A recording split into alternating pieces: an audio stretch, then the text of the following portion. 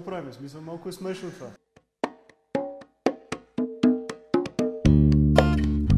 Искам да те помоля да ми кажеш човек, звезда, режисьор или просто някой, на когото много се възхищаваш от чужбина. От чужбина? Да. Който много се възхищавам и на различни хора много се възхищавам. Казах вече, много Woody Allen се възхищавам много.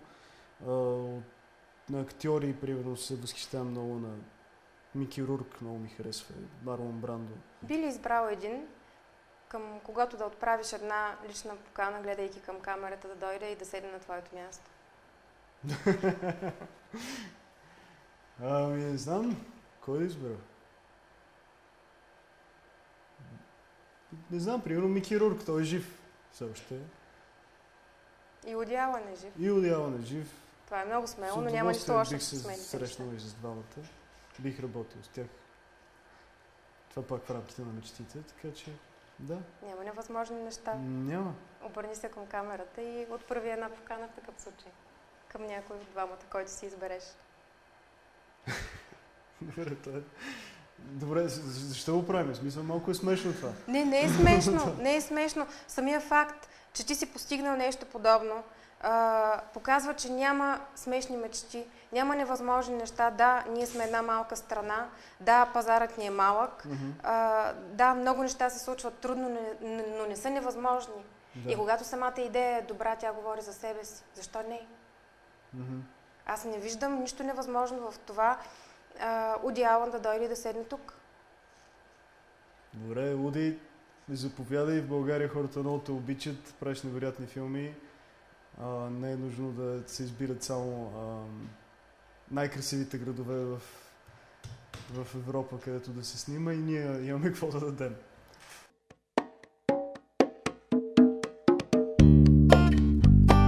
Истината е, че аз започнах с режисурата. В смисъл, че аз първо завърших кинорежисура, след което записах актьорско майсторство, учих още 2 години. Но с режисурата нещата са по-трудни. В смисъл, че това да участваш в някой филм не е като да го направиш. Да. И се извървя дълъг път да успея да направя филм. Защото се изискват много хора и най-вече много пари. Някак скоро си мислех, че в чужбина това, което сега направихме, нямаше да се случи. Да се съберем приятели, да направим филм, който да се разпространи в цялата страна, да го гледат всички. Не всички, но в смисъл да имат възможността да го гледат всички.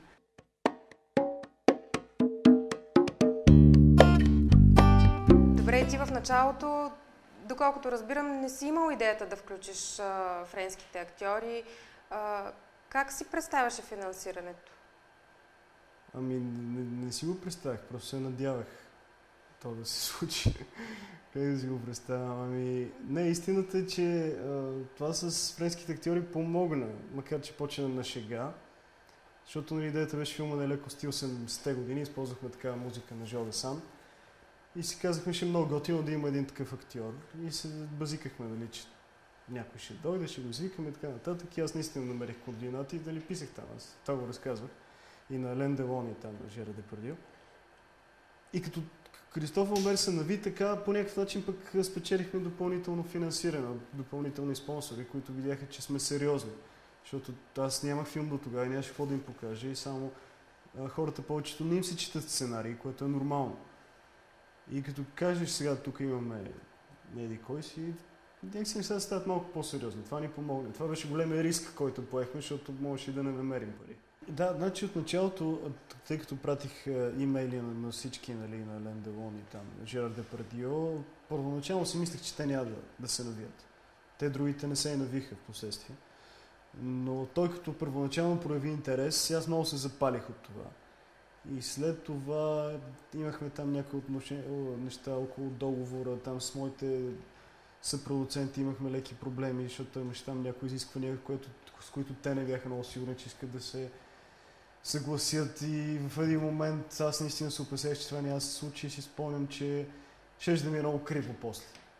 Защото по някакъв начин аз съм израснал с Шотландски боец и Терезан и там другите филми. И за мен лично ще да бъде голямо удовлетворение това да се случи. Така че ако пък и бяхме предложили на Силви Вартан, която отказа 2 седмици преди снимките. Тя се беше съгласила първоначално. Ами тя първоначално каза, че има интерес. След това дълго време нещо не можехме да осъществим контакт с нея. И после 2 седмици преди това каза, че нейният агент е посъветвал да не приема, защото било малък филм и по-малка роля. Тя не била актриса. Много там сложни там техни взаимоотношения. Не можах да разбера. Смисъл, тя ме посъветва да приема малки роли в големи филми и големи роли в малки филми, например. Нещо второ. Както и да е, намерихме Катрин Готие в последния момент и тя се оказа прекрасна за ролята. Но аз специално за Кристоф много държах. И наистина се радвам, че стана. Пък и това ни помогна на филма. Малко или много. Мене ме беше страх, правейки този филм, дали като видят хората, че аз съм режисьора, ще ме възприемат на сериозно. И ще възприемат на сериозно филма. Ще си кажете, Ники е режисьор, това е някаква глупост сигурно, защото той сега изведнъж се прави на режисьор. И си мислих, че като взема едно такова име поне, дори с малка роля, каквато е той, някакси ще види, че това може да става. Да, че има някакъв смисъл, може би. И то наистина се оказа така. Всички публикации, които след това излезаха за филма, бяха свързани с неговото име, не с моето. И това беше целта, защото аз съм сигурен, че по някакъв начин хората ще да отидат доста по-предубедени. Иначе. Добре, ти как се свърза с тези хора? Адресите на агентите са общо известни, но доколкото разбирам, с Кристоф Ламбер си се свързал лично. Да. Как успя? Ами, сега си говорих с един човек, който помогна за филма, господин Красимир Гергов, и той каза, че го познава. Той го познава лично? Каза, да, вика, мога да ти помогна да се видиш с него. И аз казах, супер, много готино. И той ми даде мейл, аз му пратих един имейл, в който обясних всичко и че съм израснал с неговите филми, което е така. И сцените с неговия текст. И той ми върна, че много ги е харесал и така, и тръгна някаква кореспонденция. Трудно ли ти беше да мотивираш екипа? Доколкото разбирам, екипът от актьори не е бил заплатен предварително. Работили си заради идеята? Да. Повечето дойдоха заради идеята. На една голяма част платихме. Други хора, които се появяват по-за малко и така нататък, дойдоха да помогнат. Като Войчо ми, Георги Кадурин, като Асен Блатечки, примерно. Те просто дойдоха за да помогнат. Разбира се, на други платихме, но като цяло всички се навиха. Всеки, на който предложихме, каза да. Аз не съм правил кастинг за актьори, просто предложих на приятели, те се навиха. Може би, защото напоследък, не знам, българските филми почнаха да се гледат, от друга страна пък не се снимат много, хората нямат много работа и някакси като кажеш, че правиш нещо, като кажеш, че правиш кино, нали, не правиш сериал, макар че има много хубави сериали вече. И така имаше много така позитивна енергия. Всички се навиха, абсолютно всички се навиха. И нямаше проблем с качеството на работа, да се налага да настояваш да се направи нещо по-добре, защото не го приемат достатъчно сериозно, не са достатъчно мотивирани? Не, всички бяха много мотивирани. Така, всички определено бяха много мотивирани, но пак казвам, не правим сериозна реалистична драма. Ние правим позитивен филм. Всички много им се ходеше до Франция. До Лещен също отиваха с голям кеф. За голяма част от актьорите беше някаква много приятна ваканция. Аз много ми завиждах, защото ние, нали, се счупваме да снимаме по цял ден. След това вечер мислиме за по-нататък, докато те се разхождаха из Лещен, седяха в кръчмата, идват, свършват работа за 2 часа, след това продължават, така че за всички беше много приятно изживяване. Те не дадоха жертви това нещо да се случи, напротив. Беше им готино.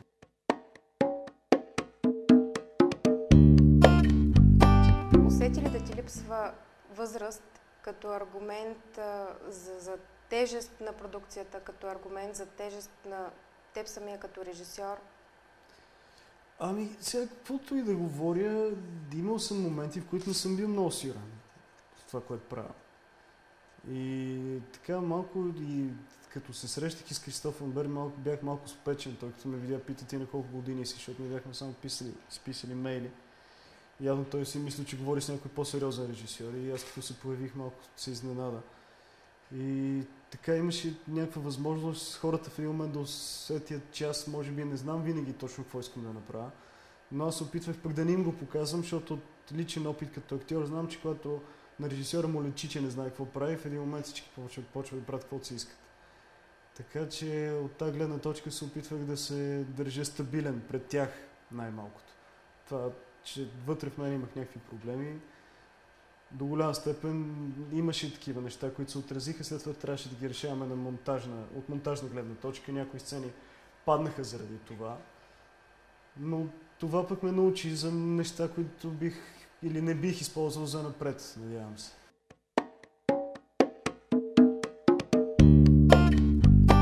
Кристоф Ламбер беше споменал, че по някакъв начин си го завладял с това, което си му разказал за неговата роля, за отношенията между баща и син, че ти самия си инспириран за тези отношения от отношенията с твоя баща. Да, той в филма казва един монолог, който баща ми е казал нещо подобно в живота и аз бях инспириран от него и малко го попромених и му го пратих този монолог тогава първия мейл и на Кристоф всъщност това му хареса. Специално това му хареса много. И каза, че го е докоснал по някакъв начин лично. Сега не знам как се случва, той ме дъщеря в живота. Но го е докоснал и че това по някакъв начин го е привлякло към този филм, към този проект. Разкажи за каква реплика става въпрос? Не, то не става въпрос за една реплика, става въпрос за това, че в монолога става въпрос за това, че той като е бил много млад и жена му е била бременна с сина му, с който в момента си говорят. Точно преди тя да роди, те са се скарали, той се ядосал и излязъл от къщи, отишъл да пие с приятели. Сутринта се е прибрал, разбрал, че тя вече е родила. В смисъл, не си изтекли водите, тя е звъннала на съседката, тя е закарала до болницата, родила и така нататък. И вече сина му се е появил. И той винаги си обяснявал този факт, че просто е бил нервен покрай бременността на жена му. Обаче сега си дава сметка, че той не е бил нервен, просто го е бил страх от това, че жена му че двамата са млади, че той ще стане баща, изведнъж някаква отговорност се сипва върху него и така нататък. Но той винаги го е крил това нещо. И му казва на сина си, когато човек постъпва страхливо, той по някакъв начин изопачава след това спомените си и опитва се да изтрие тия неща от паметта си. Или да ги преиначи, което е нормално. Но пък ако продължаваш да правиш така, какъв е смисъл цялото нещо? В смисъл, че животът ти ще отиде така в някакви такива моменти, които ти не искаш да си спомняш. И така, в смисъл няма да е истински. И по този начин го индиректно му казва, върни се в България и оправи кашата, която си направил. Трябва да постъпиш мъжки. И това му е такова. Сега баща ми разказва подобна история, която не е толкова интересна и украсена, просто е закъснял за моето раждане, защото е бил на някакви репетиции в Витис, на които спокойно може да не отида.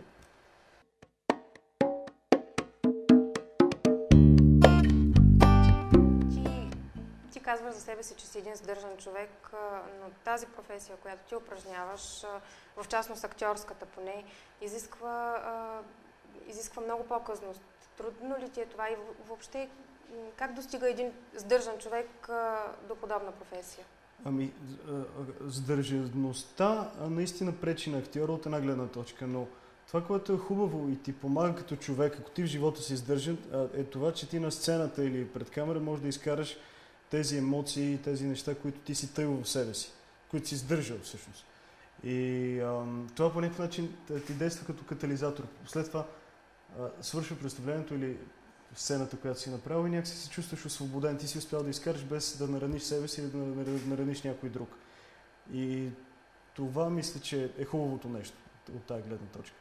От друга гледна точка не винаги успяваш да направиш точно това, което трябва за ролята, защото малко или много най-добрите актьори са малко луди и определено не са сдържани. Но зависи, има различни типове хора, различни типове актьори, така че... Когато играеш, какъв тип актьор си? Такъв, който обикновено тендира към определени персонажи или може да влезеш във всеки един персонаж и да го изиграеш, макар че е различен от теб самия? Не, аз към актьор съм по-обран съм от възможности. Реално погледнато, като режисирам, се чувствам по-добре. Не мога да кажа, че съм някакъв хамелеон, то си личи, нали? Реално погледнато не мога да направя много различни неща. Каквото и да си говорим. Така че малко или много бих могъл да правя неща, които са близки до мен, но все пък и нямам кой знае колко голям опит, за да говоря толкова свободно за сега. Ти обичаш да гледаш филми, доколкото знам. Да, но. Успяваш ли да ги гледаш като зрител или винаги правиш дисекция на един филм и си представяш как е бил направен, какво е било режисьорското виждане в момента? Да, това е много хубав въпрос, защото ако някой филм ме фане като зрител и аз тотално забравя, че това е, да забравя да гледам подробностите, откъде е сниман, как се движи камерата, как играят актьорите, как е светнато и така нататък, значи явно филма наистина е бил много добър. Защото човек малко или много се изкривява, както и при теб, и при целият екип тук. Като гледате нещо, най-вероятно си представяте къде е камерата и какво се случва, нали, зад нея и така нататък. И дали не може по някакъв друг начин това нещо да бъде направено.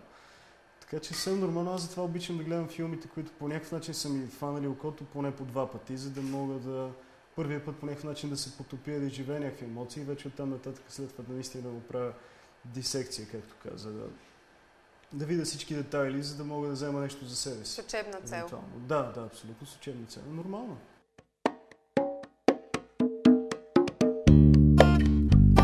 Лесно ли ти минава, когато си сърдит? Викаш, мълчиш или кроиш тъмни планове? Мълча. Да, мълча, кроя някакви планове, ама след това, докато тия планове тръгна да ги осъществявам, вече ми е минало. Така че в общи линии трите неща по някакъв начин. Гледай как ти се падна точно на теб. Да. Искаш да видиш още един? Добре.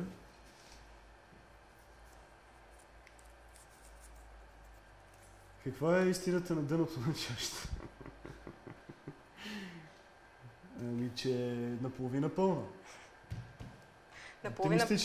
Наполовина пълна е по-добре от наполовина празна. Определено е по-добре от наполовина празна, да.